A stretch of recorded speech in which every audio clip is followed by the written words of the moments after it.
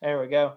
Those of you just now joining us on Facebook, um, we are here talking about um, doing a just transition to a better economy. We're talking about elections. We're talking about public education. We're talking about tearing down the prison industrial complex.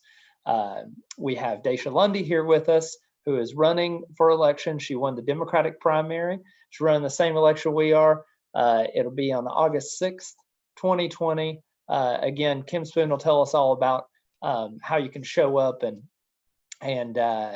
vote for the election on August 6th here in a moment, how you can help out with that. But you have to vote in August. Don't wait until November. You have a really good chance to make your voice heard on the local and state and even federal level, because there's a federal primary on August 6th as well. Also, it's my birthday, so do me a favor for my birthday and make sure that you go and vote. But I want to introduce Dasha Lundy. She is our next county commissioner for District 1. She is focused on building up a county that's going to work for everybody, building up a county that's no longer going to leave people behind, building up a county that supports and maintains Knoxville College, building up a county that's going to take care of our unhoused population. But instead of saying her platform, I'll turn it over to Dasha. Dasha, if you want to talk to us about what's going on in the world right now, and how do we what are we going to do when we get past this? Oh my goodness. Well, hello, I'm Dasha Lundy. I just won the primary for County Commission District 1. Wow, the past 5 weeks, it's just been 5 weeks since March 3rd. And it seemed like the world just kind of shut down since March 3rd. I'm still working as a physical therapist. So right now, I'm just trying to stay encouraged for my patients. I have not been campaigning as much because we're in this transition, but I have been trying to follow what's going on with our world and with COVID-19. And what stays on my mind is how are we going to get out of this, because I know our economy is not going to be the same. And I've been talking to some of our small business owners, and everybody's been forced to shut down who are non-essential. And that's a fear of mine of, how many of our small businesses are solopreneurs or independent contractors. How will they survive this economy once we're released to go back out and open back up? So that's my issue. And also the disparities. I think COVID-19 is showing the disparities in a different light for those people who have been oblivious to what goes on. COVID-19 is our common enemy now. COVID-19 affects Black people, white people, Asian people, rich, poor, Democrats, and Republicans. So I hope that we are using this time, even though it's a time of uncertainty, I hope we're using this time to kind of do some self-reflection. And I'm hoping we can use this time to come together, not only District 1 coming together, but our county coming together, our governments, our mayors coming together, everybody coming together to solve the issues of COVID-19. That has been my prayer. That's been my my self-reflection for the past few weeks. I was reading from the state, Knox County I'm sure they will apply for their grant, but the state is supposed to be giving Knox County $4.1 million and the city $4.1 million. And that can be used for COVID response to COVID, and among other things. But I'm interested in seeing what we can do with that money. I did read that Mayor Keisha Bottoms, who is the mayor of Atlanta, just did an executive order and gave nonprofits in Atlanta who house and support the homeless I think it was 1.2 to 1.5 million dollars. You have to look that up to make sure. I didn't look at so many numbers today, I can't keep up. But I thought that was a good move for the Atlanta government for that. And I'm hoping to see the same for our county. I know everybody has the issue with the zoo getting the money, and I am in support of the zoo, but I'm in support of the people too. And I don't think people should suffer. I don't think our business should suffer, because this shutdown The government did force us to shut down. We cannot help that we are in a pandemic. I guess we could have helped if our leaders were more prepared, but here we are. And I hope we can come together and see how we can move forward together. And that it's not going to just be me or, everybody on this call. It has to be all of us. And we have to get rid of the hatred that we have towards each other and move and solve these problems together. Have I talked too much? I feel like I'm just rambling. No. Question. Yeah, that's awesome. Yeah, so if anybody has a question for anybody here, please type it. No matter if you're on Daily Motion, YouTube, Twitter, Instagram, wherever you're watching this at, please type your question in the comments. We'll see it here. We'll ask it to whoever it's directed at, or to everyone, or whatever you want. We're also dropping links to the organization that person is representing. So we just dropped the link there for Dasha's campaign. Even under COVID-19, campaigns still cost money. Fighting for and advocating for these issues, fighting and advocating for the people still costs money. The people you're seeing on here, we don't have big corporations and the fossil fuel industry and the prison industrial complex to support us, and we don't want their money. So please give if you're able, and if that's something that you can do. So we're dropping those links in there. Check those out. And I believe that Constance has a question for you, Dasha. Yeah, let me ask a question. Okay, so there is a very high probability that you will be in office, what we are going to probably consider post-coronavirus outbreak. My question is, what type of game plans or ideas do you have about being able to address the issues that you just brought up, like the homeless problem? We're all very aware that the homeless have not been properly cared for during this epidemic. And as well as the biggest factor, which is, of course, the job losses. And even though pays and bills have been suspended, these people are going to have to come up with this money very soon, post all of this. And you mentioned that we're going to get 4.1 million apiece for our city and our county. And given the fact that Knoxville is in the county does have some say so to how the Knoxville city side can operate and function, possibly with that funding. So I guess my question for you as our future county commissioner, what is some of the ideas you possibly have coming into this post-epidemic, and how you plan to respond as a position of leadership to guide not just District 1, but really Knox County in our progressing towards getting better? Well, yeah, like I stated, we're really going to have to come together as a city and a state and a county in getting our for-profit organizations and our nonprofits together at a table. I think that's the best way to solve an issue, is get everyone at the table and have those uncomfortable conversations that people fail to have, because usually when we come together, it's only the people of the like minds that come together, and they try to avoid people that they may be in conflict with. But somehow we're going to have to funnel the money to help our homeless population, but not just our homeless. We got to think about our small businesses that make up a large part of our county, and our babies, our students. I don't want to call them babies, but our students, like, just the disparity within, our kids can't learn because some people who are of privilege, and not saying something bad about it, but a lot of our students don't have access to technology and computers. So somehow we have to really solve that. We have to get ready. We have to use this time to get ready for the next 50 years. So what we do now is going to make an impact for the next 50 years. So I'm hoping that we can get on the same page, because since this has happened, I hate that our students are not even prepared to continue to learn during this crisis. Our homeless are still out there, and I know a lot of organizations are closed and can't serve. And I know Constance, you and Matthew have been serving, whoever else has been serving our homeless population. But yeah, just trying to. We're gonna have to come together to solve the issue. Yeah, and I think just on top of that, I think that this is helping show just what can happen when we do come together, right? Like just how, no matter what you may think about how the response has happened from the government, and there have been parts of it that have been slow to respond, some have been fast, but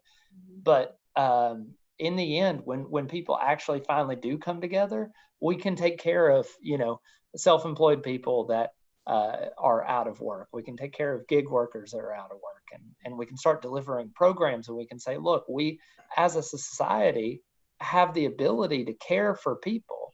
We as a society have the ability to love one another and say, you know what, there's a lot we can do when we actually put our mind to it. And we don't have to, continue along that false narrative of fiscal responsibility and just let the market work and everybody will be fine, because we've tried that for over 100 years now, and it's left a lot of people behind, and it's caused a lot of sickness and death and pain. And that's because we have a fear of diverse thoughts.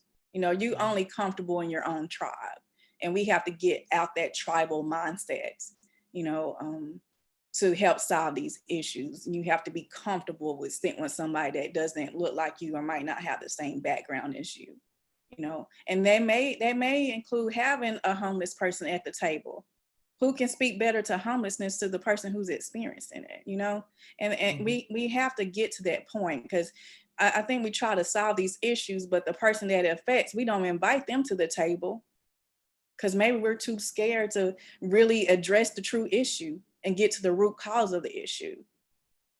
Yeah, and I know there's a lot of people watching, because we get this feedback every week that when we talk about these things, give a specific example. So let me give a specific example of this. KUB, the Knoxville Utilities Board, that provides utility service in and around Knoxville, has a board. If you want to serve on that board, you are specifically denied, prevented from serving on that board ever if you've ever gotten a pink slip hung on your doorknob saying, hey, your utility bill's late or had a disconnection. That specifically exempts you from serving on that board. That is on top of those board terms being 7 years long, and people only being able to be placed on the board that are recommended by the board. So this organization that affects and touches everyone's lives really has specific exclusions for a lot of the county. I mean, I've been in poverty before. I have no problem admitting that. I've had my utilities disconnected because I didn't have the money to pay my bill. That means that I am not allowed to ever serve on the KUB board. And there's a lot of people like that across Knox County.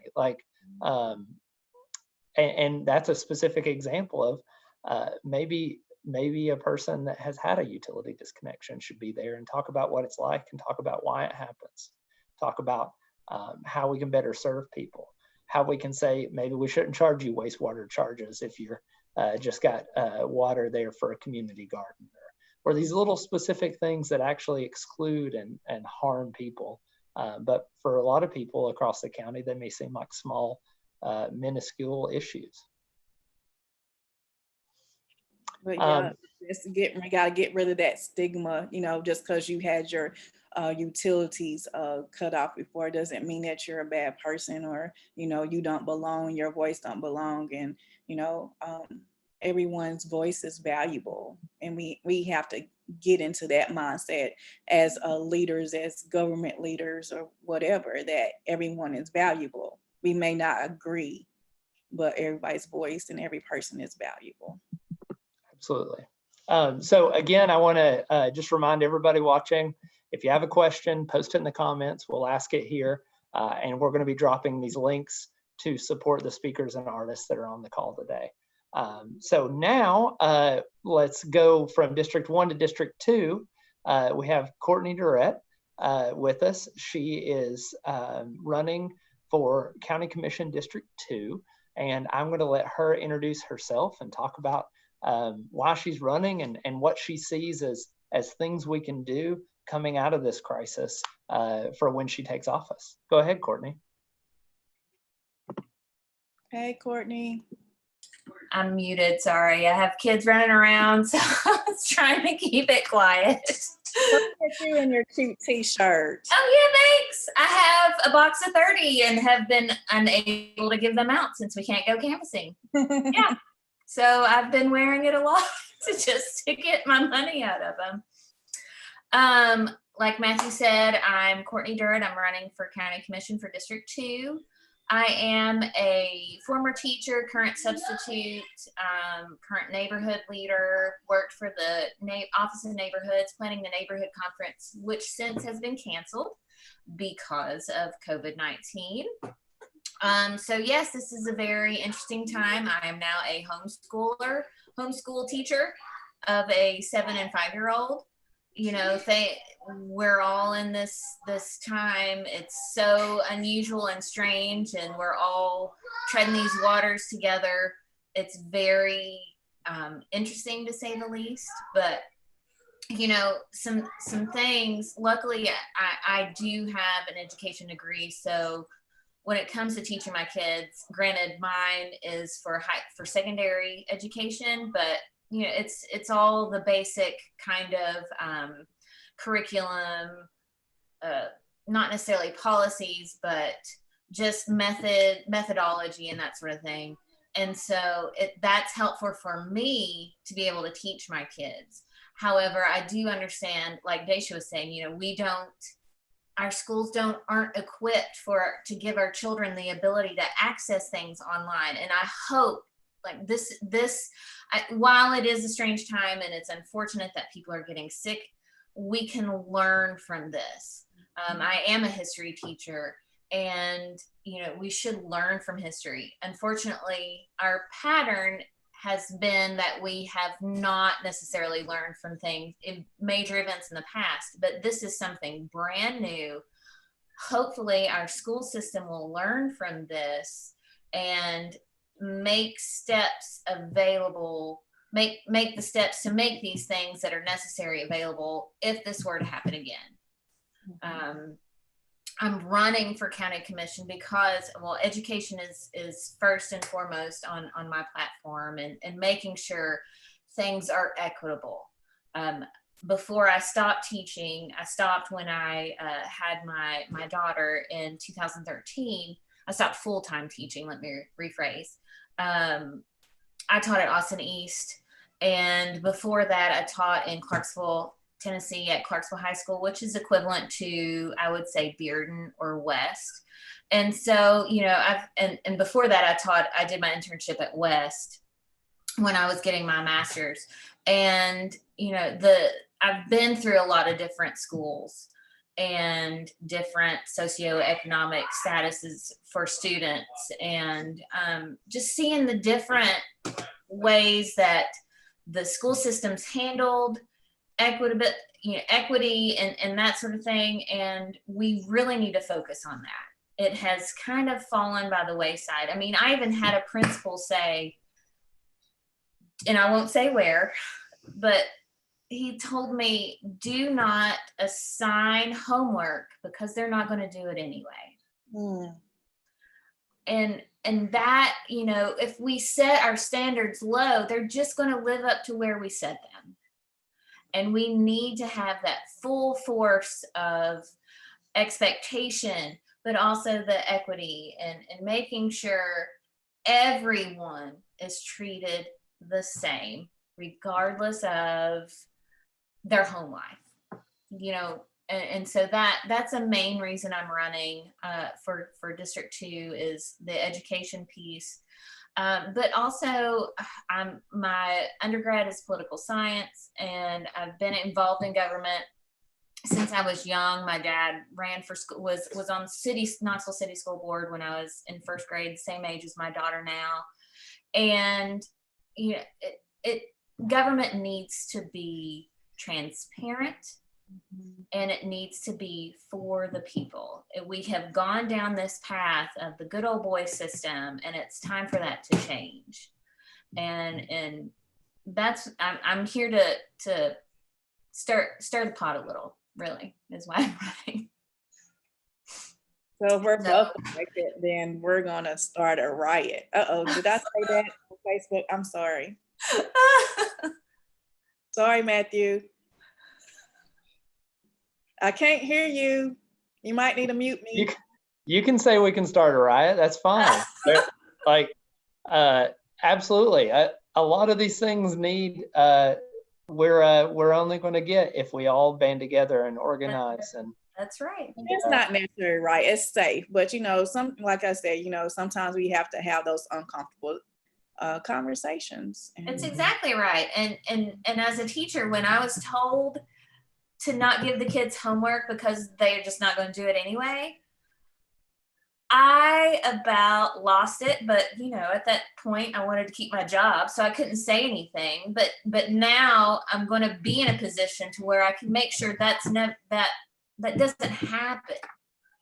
One of my main things with education is to kind of set up something where commission works with the school board. Mm-hmm. Because the 60% of Knox County's budget goes to the school system. And while, yes, commissioners don't necessarily need to be able to say where that money goes and make that decision, I do agree that should be left up to the school board. That doesn't mean we cannot come together in a coalition with the school board and with teachers and with principals. Why are teachers and principals not having the opportunity to make a decision of where money goes?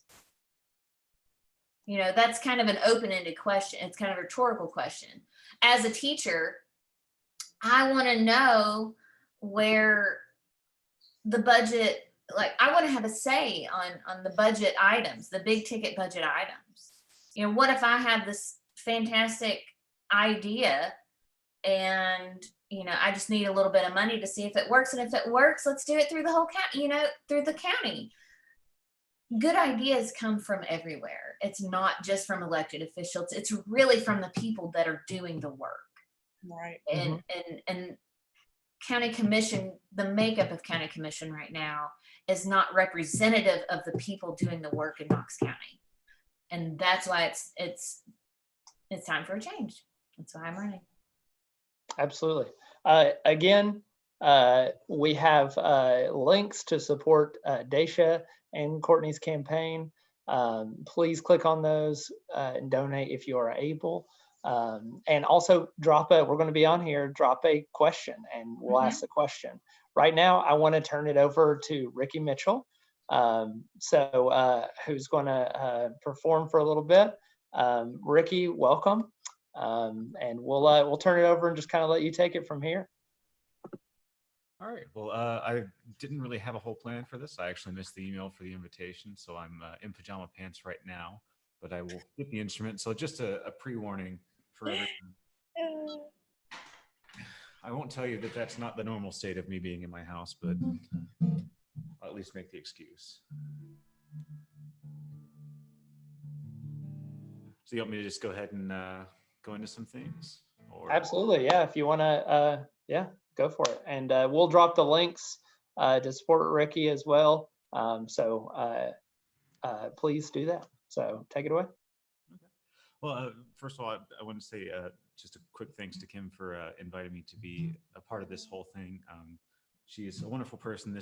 Just the few minutes that I've been in here have already given me a lot more hope than I've had in the past couple of days. So with that said, here's a somewhat sad song. It's called Drowning.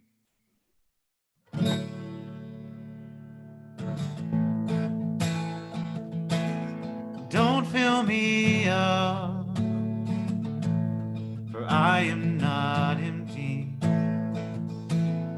Don't give your love for what you get in return.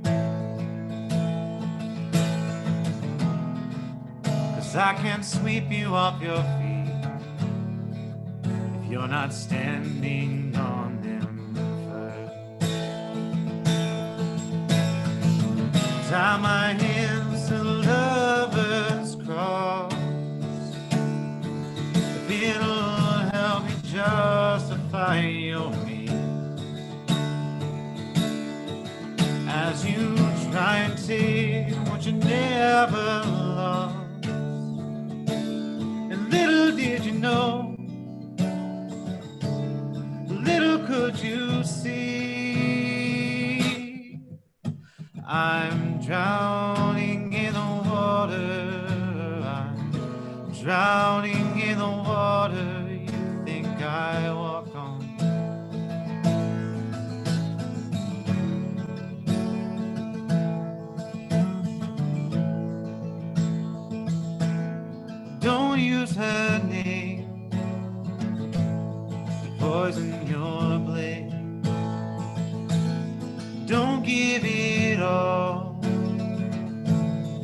should have forgave.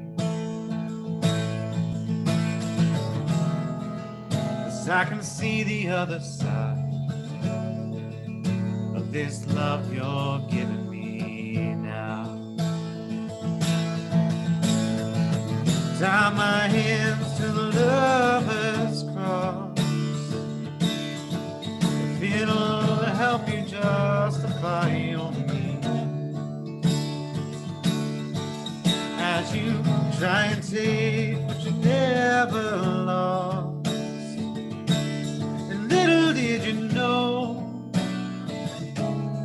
little could you see, I'm drowning in the water, I'm drowning in the water you think I walk on.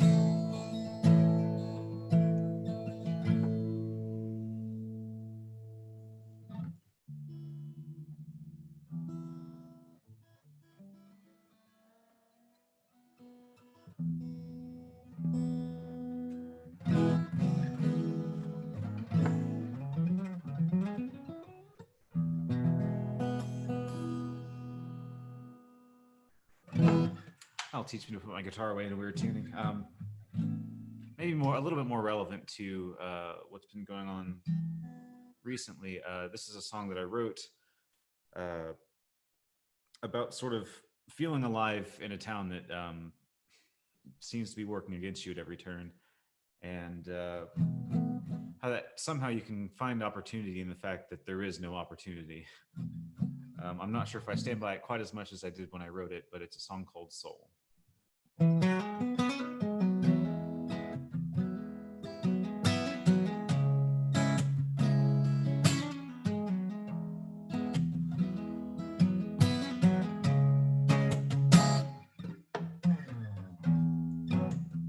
It's a short little walk now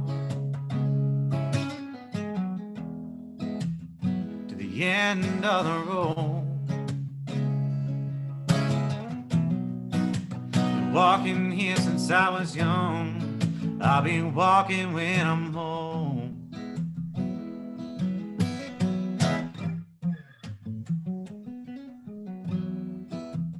The city's never been one to change, beyond this little fishbowl, a diamond city stands where the streets are paved with gold.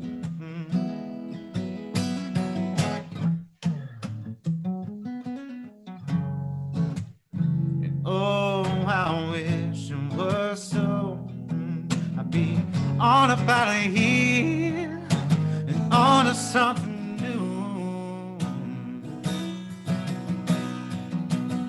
My soul's on fire, burn downtown.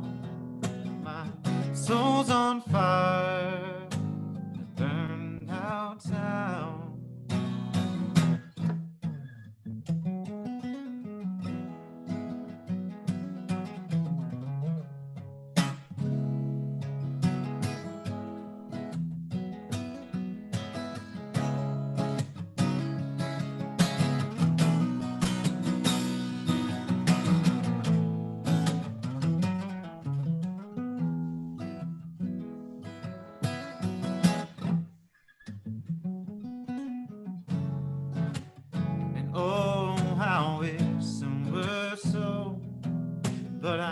Never seen her try, so I guess I'll never know.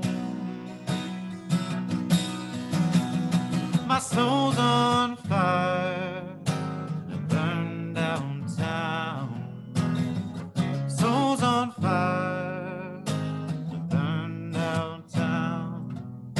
My soul's on fire, burn downtown. My soul's on fire in a burned out town.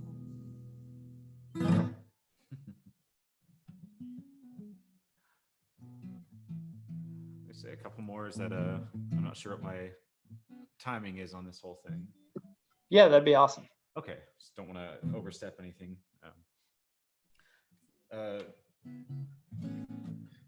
This is another song I wrote in that vein. I got my start as a musician playing in Market Square, and there are a lot of very wild, weird, and wonderful people that you met kind of doing that whole thing, including some people that did what I did there in Market Square, but that was all they did. And one person in particular, I had a conversation with several over the course of a couple of years that I did it. And he would go to Florida during the winter and play down there, and then come back up and play in Tennessee. And this was kind of born out of a conversation that I had with him. It's called Held Down by Rubber Bands.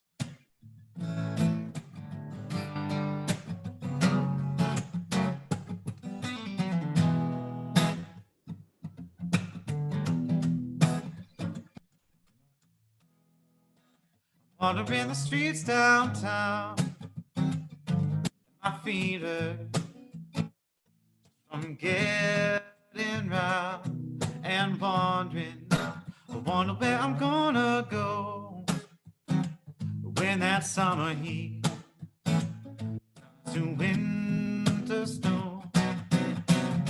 'Cause it's a whole new world as you say your prayers before you go to bed. It all means something different when every friend you've ever had winds up dead in his cold house.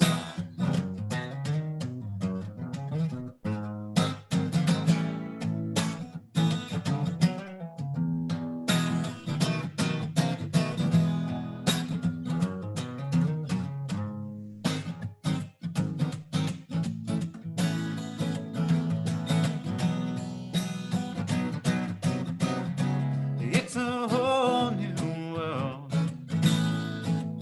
as you say your prayers before you go to bed. It all means something different, and every friend you've ever had winds up dead.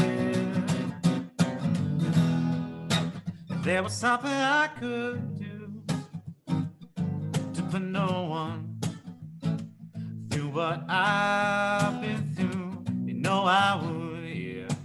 But I'm stuck where I am, between a rock and a hot place, held down by rubber bands.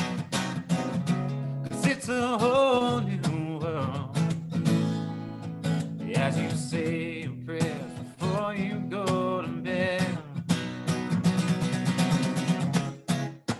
It all means something different, and every friend you've ever had winds up dead. Oh, it all means something different. Oh, and every friend you've ever had, he winds up dead. It all means something different. Every friend you've ever had winds up dead in the end.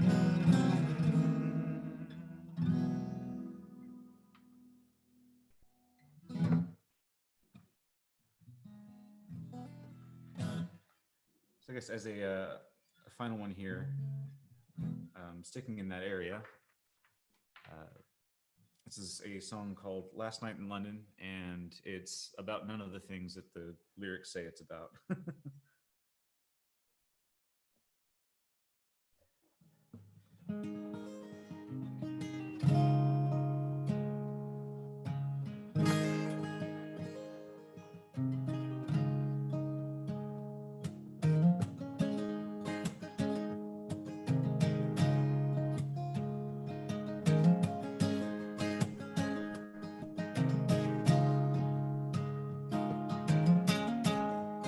It's my last night in London.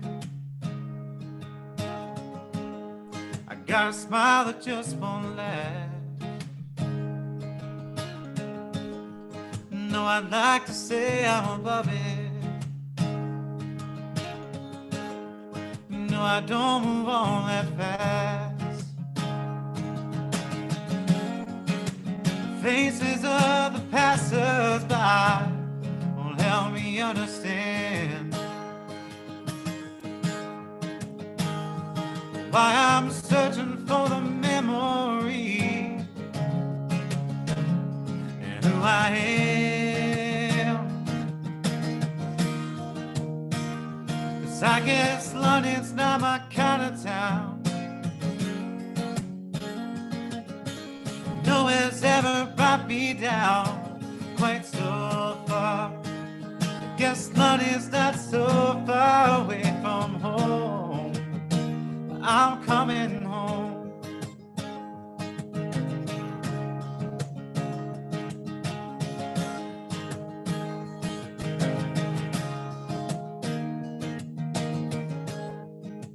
Back in my hotel room, the feeling's almost gone. It's another lonely evening with that needle in my arm. I'll try to squeeze the meaning out of this empty space, 'cause there's a hole the size of you inside my heart I can't erase.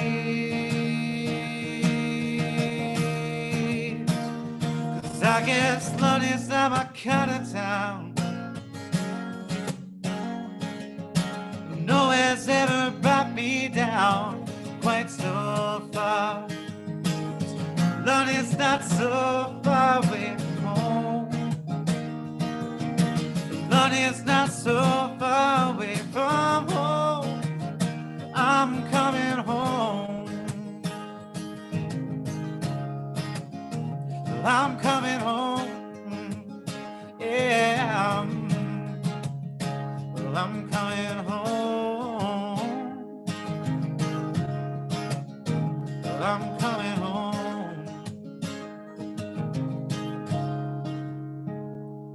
I'm coming home.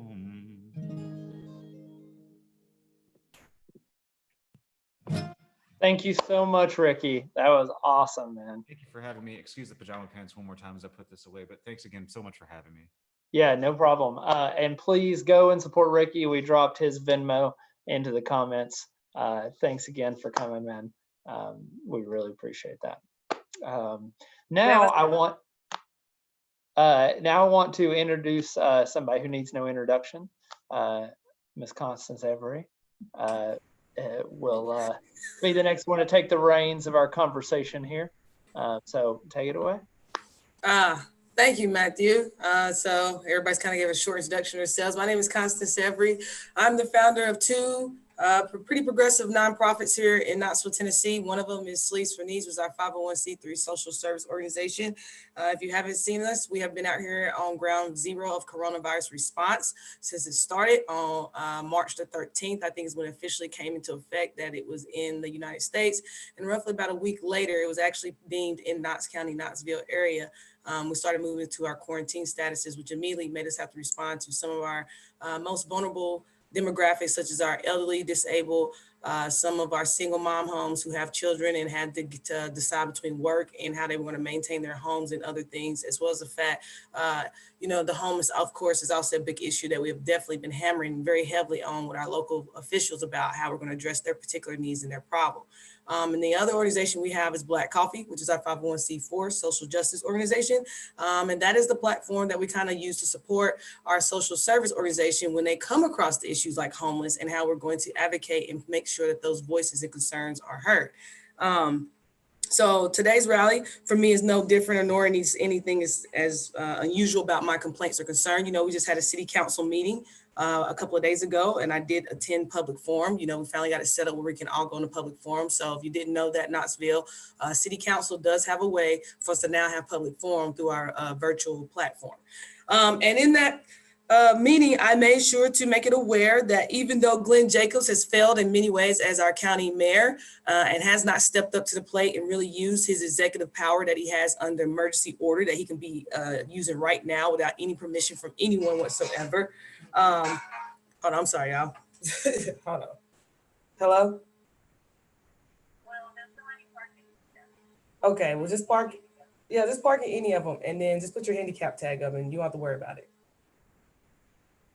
All right, here I come. All right. Can I make it quick, ladies and gentlemen? So yeah. So anyways, he has failed as the county mayor to, like I said, use his emergency power that he has to order that he can use right now. And India Kincannon has used some of her emergency action orders, but she has not used them enough, nor has she used them in a manner that I would deem as resourceful to the many. It seems that once again, we're only making sure that the resources are effective and affluent to a few. One of the biggest concerns we have is that, we have numerous properties right here in our city that could be used for a form of emergency shelter and even as a form of emergency treatment and hospital center.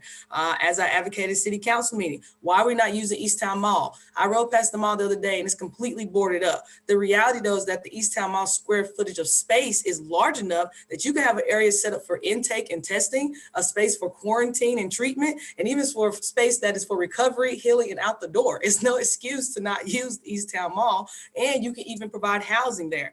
Since we have a food court section, I don't see why it would be difficult to maybe get a couple of our public, members like out of our jails and those types of areas that do the cooking there to come in and provide meals for the people that are there while they do their services and duty. I don't know. I don't understand why we're not using East Town Mall more resourceful than what we have. Another building that could be used right now, as we also know that taxpayers also pay for, which is the convention center. I've also expressed again, the convention center has enough space to set up the same types of operations. It has the bathrooms and other things already ready to go up and running. So to me, once again, we are just not adequately using buildings that we have available right here, right now in our city. And then of course, the other big concern is, as we know, we have a stimulus package that's been approved. I don't know if you saw, but one of the things that Dasha Lundy brought up was about the entrepreneur side of the fence. Governor Lee right now is trying to debate about giving small business owners and other individuals part of the payment of the stimulus package. Even on the federal level, it's already been approved for that. So when you have a governor basically saying that he's going to tell his federal government he's not even going to do what they say, that is a real concern. And it brings back to what we've already been advocating for, which is the power of the people and the vote. As I've been expressing from the time of everything that everybody's ever talked about, everything that we have discussed in some form or fashion, tax money funds these things. So that means that the public has the say so. That means as a voter, you have a say so. I would like to see that as we are watching these different responses to the pandemic, watching these different types of leaders address our different issues in the manner they have, I hope people are aware and fully paying attention to the people that we really should be looking to vote out of office at this point. Some people have been amazing and outstanding in this response. Others have done terrible, dropped the ball, and really have done nothing but left it for everybody to fend for themselves.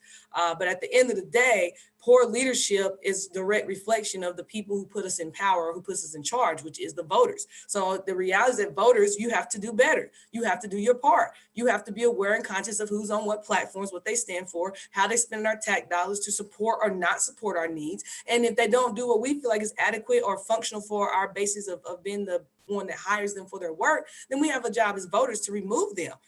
Like I said, there are many elections going on through 2020. Unfortunately, it is sad that the candidates can't get out there and really give more of a platform, more of a face. But you have to be vigilant as a voter and figure out who those people are. Like I said, we have a whole a whole United States Senator in Marquita Bradshaw out of Memphis, Tennessee. The sad part is a lot of people don't know she's running for office, and we need to get her name out there. We need to replace Lamar Alexander with Marquita Bradshaw. That is a great move for the progressive movement as well as for the people movement altogether. And as I said before, there are multiple people that are running for the state seats as we speak right now. I just found out recently that Elizabeth Rowland has thrown her hat into the race. A lot of people don't even know that. We need to make sure we get behind Elizabeth Rowland. She has been a part of the Progressive Action Committee, which has worked heavily with the park administration here about getting improvements with the park, which is the police advisory council for the community. We need to get people like Elizabeth Rowland into office. As we already know, Matt is running for the 15th district. Lots of controversy there to behind the 15th district seat. As we know, it's a historically Black seat. And yes, we are saying that we are willing to give up our historical Black seat to a white male, because then the reality of it is that the white male has a better agenda for the people, particularly for the Black people. I'm excited to know that Matt will soon be rolling out his Black agenda. I hope other candidates pay attention to that, get on board with it. If you don't have a Black agenda, or if you do, please introduce it so we can know what you're going to do for the Black people. And then, of course, there's others. Like I said, the county commission race. We have Dasha Lundy, we have Courtney, we have Kimberly. And, you know, these are three people, in my opinion, who are coming off more progressive than anybody we've ever seen ever in the county commission race. So we need to make sure we get these people in office, because guess what? People like that are going to support people like Amelia Parker, who sits on city council right now. This is a whole lineup of the chain of command that we're trying to build so we can have a progressive push and a progressive fight. Everybody here has expressed that in one way, fashion, or another, those who are currently in charge, they have done one thing very well, which is shut our voices out. They don't hear us, they don't respond to us, they don't even give us feedback. And as they should express, you can't make decisions for the people being affected if they're not going to be at the table and give you the output of what it is like to be affected. It's almost impossible to make adequate decisions. But unfortunately, as we see, there's a trend and even a historical background to how we have been politicking our people. And so, as I expressed before, all the issues and concerns that have been brought up at some point in fashion, I have definitely advocated for in my own way, in my own venue. Education is important. Why? Because in the inner city schools, the lower income kids are most likely to not be passing their classes right now. We have to address that. You know, incarceration is a problem. Why? Because we have a higher incarceration rate of our Black males, which destroys the Black family constantly. So, of course, incarceration is an issue. We have a lot of issues with employment. We have a lot of issues with with entrepreneurship opportunities. We have a lot of issues, period, when it comes into side of my personal demographic and my people in our communities. So all these issues at some point in time, I advocate and fight for. But as I keep telling people, I can't do it by myself. As many of us have already expressed it, none of us can do this by ourselves. It is going to take the mass response of the mass people to come together as one and say that, you know what, we're sick and tired of being sick and tired. And so we're going to have to make some changes. And as Dasha said, yeah, it may come to a riot. It may very well come to a riot. But sometimes, you know, as our history has shown us, especially those of the civil rights movement, those types of struggles that we have seen take forefront in place, sometimes a little trouble, or is what they call good trouble, is necessary for change. We might have to do some good trouble around here to get the real changes that we need.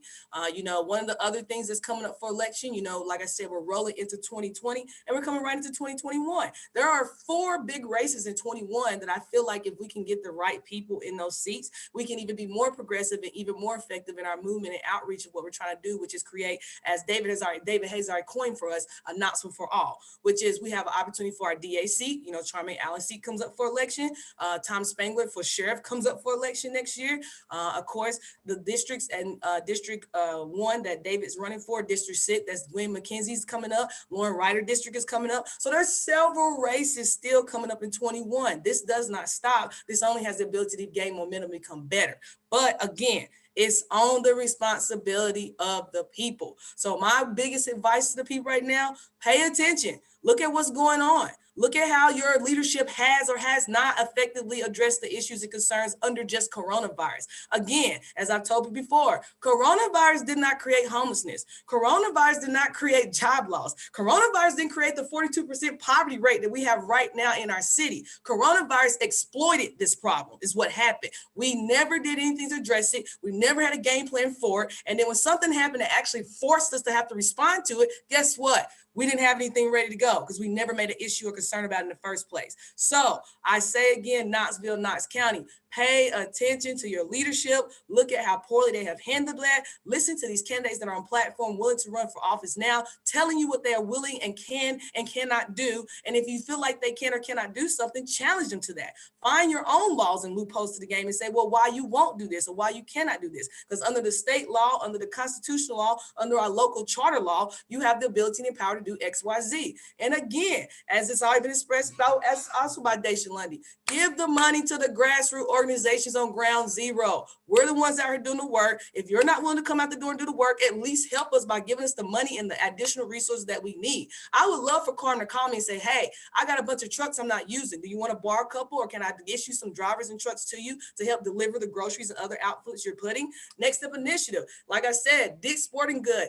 Unfortunately, KPD went down there and trashed the homeless area, which tore up tents and sleeping bags that was donated by different community members to Next Step and Sleeps for Needs. We need more sleeping bags and tents. Dick's Sporting Goods, throw us a couple of sleeping bags. I mean, my goodness, give us something to help these people out. Because at the end of the day, it has been the people who care, taking care of the people. That's how this is going to work. That's how it's going to get better. Knoxville, we are going to have to be responsible for ourselves. We're going to have to take care of each other. And as we gain our political platforms, we identify the people candidates. We're going to make sure that we put those in office for us and get those who are not for office out of there. That's all I have to say today. I appreciate y'all time. Thank you all for being here. And Knoxville, please, please, please do your part. 2020 election, vote, vote, vote, vote, vote. Thank you so much, Constance. So like Constance was talking about, we have to vote. The applications for absentee ballots start on May the 8th. Right now, you have to have one of the listed excuses to get an absentee ballot. But if you have one of those, right, if you're going to be out of Knox County, if you're whatever, if you're over 60 or over, you can go ahead and send in for those absentee ballots. So do that on May the 8th. We're going to send out a ton of messaging. We're going to be calling you and texting you and blowing up your Facebook and your Twitter and all the stuff to get you to get an absentee ballot. We're also going to be pushing the legislature when they go back into session at the beginning of June to authorize a no excuse absentee voting. So that means no excuse mail-in voting. That means everybody can get an absentee ballot and mail it in, so you don't have to worry about going in on election day. That's what we're advocating for. That's what we need, because we want everyone to be able to exercise their right to vote. So we're going to be advocating for that. We're going to be talking more about it. Right now, I want to hand it over to Miss Kim Spoon, who's going to talk to us more about voting and some different things that Indivisible is working on. So Kim, go ahead and take it away. Can you hear me? We can.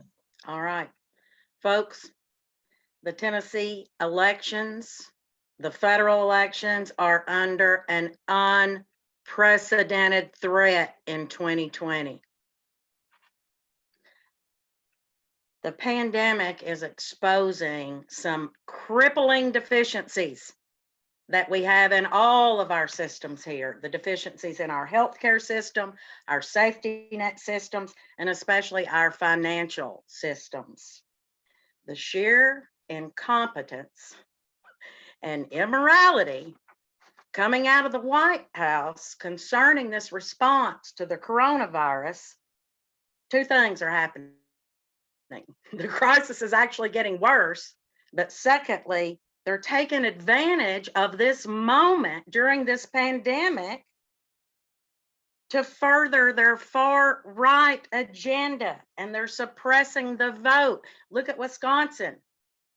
Their government told them to stay inside because of a pandemic, and then they said, you have to come out to vote. They weren't willing to postpone the elections. If that's not clearly voter suppression, I don't know what is. Indivisible East Tennessee is joined with a bunch of just Tennesseans, regular old Tennessean voters, to form an organization called TN Vote Safe 2020. Can y'all see this? We'll be dropping a link also into the comments there. Listen, guys, this is a campaign here in Tennessee. We formed this to safeguard our fundamental right to accessible, safe, and fair elections during this pandemic. We're working to ensure that the state and the local leaders hear our justified concerns regarding these upcoming elections.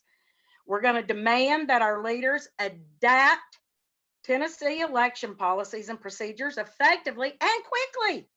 We've still got time to preserve the integrity of our democracy under these conditions.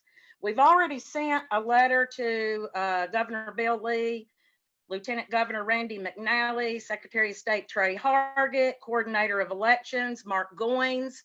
We also have a petition that I can drop in the comments, or you can go to Indivisible East Tennessee and find this petition. What we're asking for in this petition is to allow, number one, voter registration by phone. There are plenty of citizens in Tennessee, doesn't even have to be rural Tennessee, that do not have internet access. They do not. So what they could call their county election official and get registered over the phone. We're asking for that. The second thing we're asking for is extended registration deadlines. Online registration deadlines should be moved closer to election day to better accommodate the voters. And number three, the biggest thing that we're pushing, everyone should be able to vote by mail. Having an excuse, we should have a no excuse ballot. You shouldn't have to have an excuse. My excuse is I don't want to be exposed to a terminal illness. Is that enough of an excuse? We should all be able to vote by mail. So we've got that. Again, it's TN Vote Safe 2020. It just rolled out today. You can find them on Facebook, or you can find them on the website, tnvotesafe2020.org. We need everybody to sign this petition. We also have something going on at the federal level where we've got a petition we're circulating. Senator Elizabeth Warren introduced a new plan to assist states in expanding vote by mail for the November election. Her plan builds on the election protection bill previously introduced. I think it was by Wyden and Klobuchar. They were asking for $4 billion for election protection efforts. So please, we're asking everybody to call their senators. It doesn't matter if they don't give a damn. We're still calling them, and they will know that we are still here and we're paying attention, and we're going to hold them accountable. I guarantee you, the power of the people is stronger. We can do this. Come on, guys. All you got to do, everybody's at home right now. Most people I know are at home. It takes 2 seconds to sign a petition. If you want to be able to vote from your home and drop your ballot in the mail in November, please come support tnvotesafe2020.org. You can also shoot me any questions. You can message me at Indivisible East Tennessee. Matt. Awesome. Thanks, Kim. tnvotesafe2020.org. .org. Gotcha. All righty. Well, we'll all check that out. Support that. Again, we need everyone to be able to exercise their constitutional right to vote, which, by the way, should not be something we're removing from incarcerated people. I had a piece of hate mail a few months ago that said, the next thing you'll advocate for is voting machines in the prisons. Yeah, I will. Actually. Hey! So we want everyone who has the constitutional right to vote to be able to vote. And that shouldn't be something you can lose, ever. And it shouldn't be something you're prevented from doing. It shouldn't be something that you have to risk your life to do. People have already done that. Absolutely. So now to talk to us a little bit more about what's going on around the region, here's Nathan Higdon. Hello.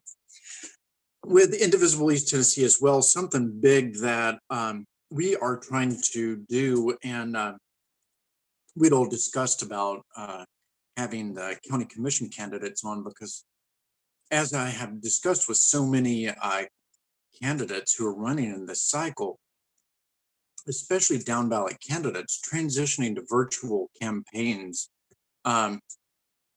takes a little bit of extra work, you know, when you're running a really lean campaign. I mean, you can ask Dasha and Courtney. I mean, I'm certain, you know, they know how to spend both sides of a nickel. And so it's really important for us to do all we can to make sure that you still remember they're out there and that local elections are coming, because if anything COVID-19 has done for us, as everyone's mentioned, it's taught us that it's local leadership who has stepped up and done things over the past 6 weeks. It's surely not necessarily federal. I mean, as we were joking, I was jokingly talking with someone earlier. I mean, I'm sure everyone's excited for their hashtag Trump Bucks 2020, but the reality is that it's the people on the local level, like Constance was mentioning, well, and everyone so far, how, you know, Mayor Cannon's really stepped up, and,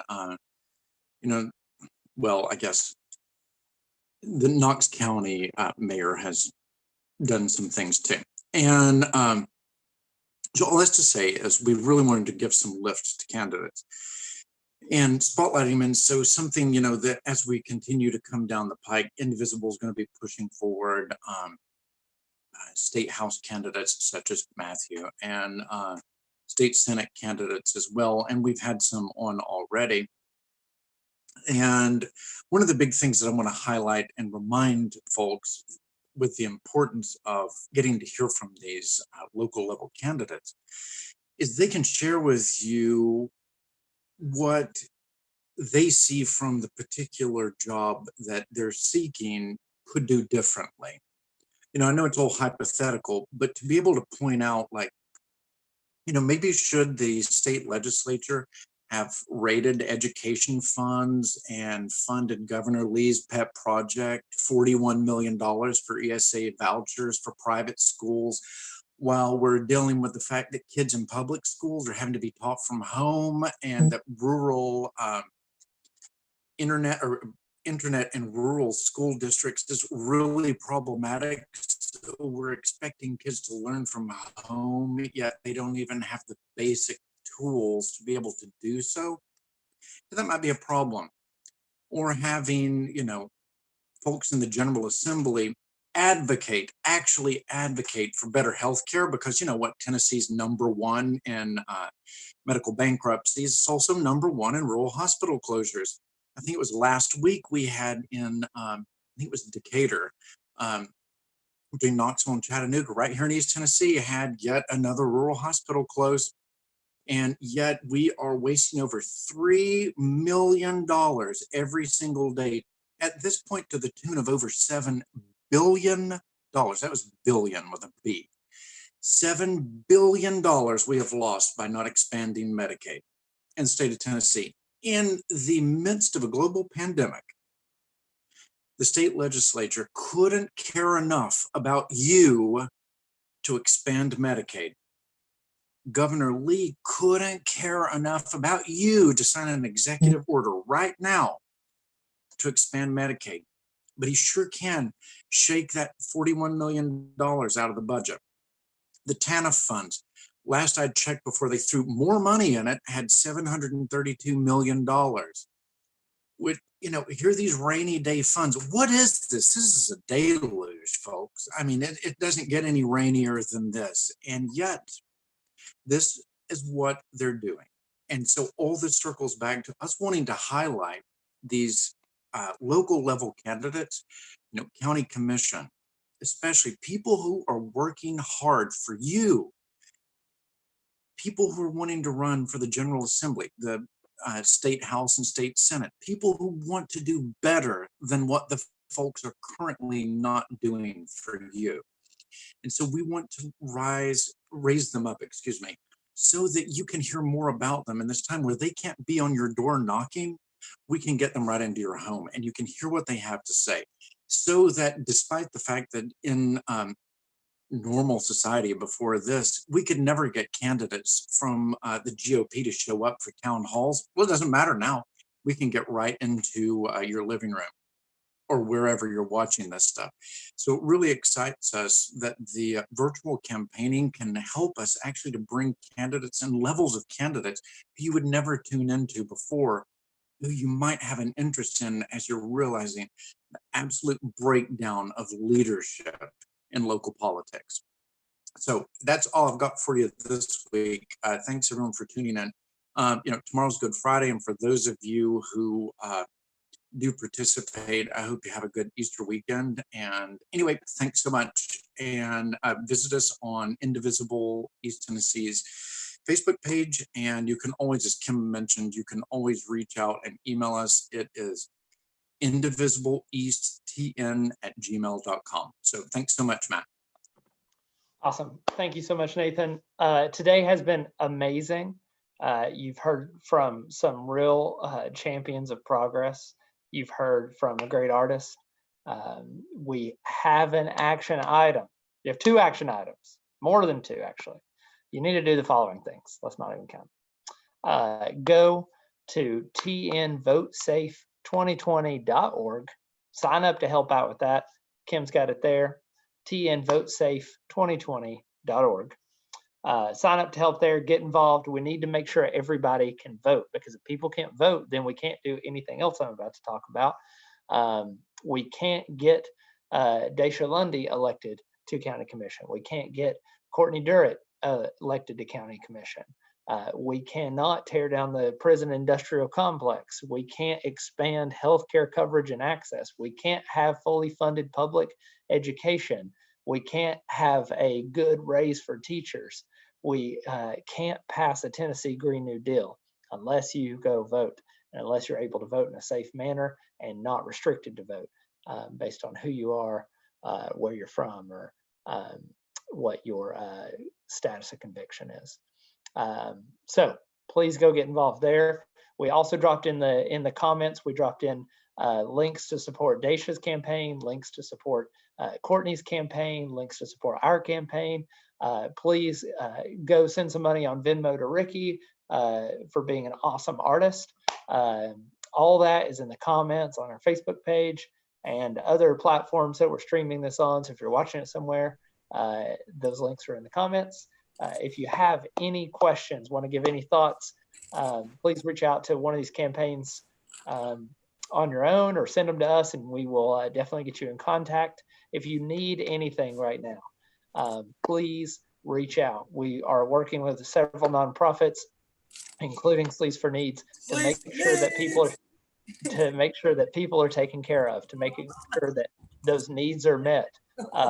If you need somebody to talk to, our campaign number is right there on all the pages. Please call us, talk to us. Again, the thing that we're pushing for self-care right now is vibrant.org/safespace, vibrant.org/safespace. Please go there, listen to some good audio, play with some good visual stuff, no matter whether you need coping tools, distraction tools, or connection tools.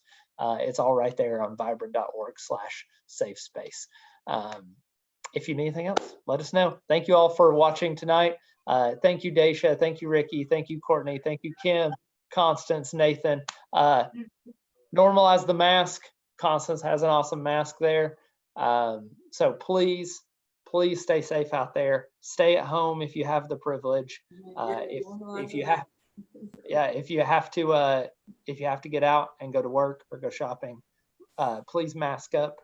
And we love you all. Talk to you all soon. Bye. Have a good night.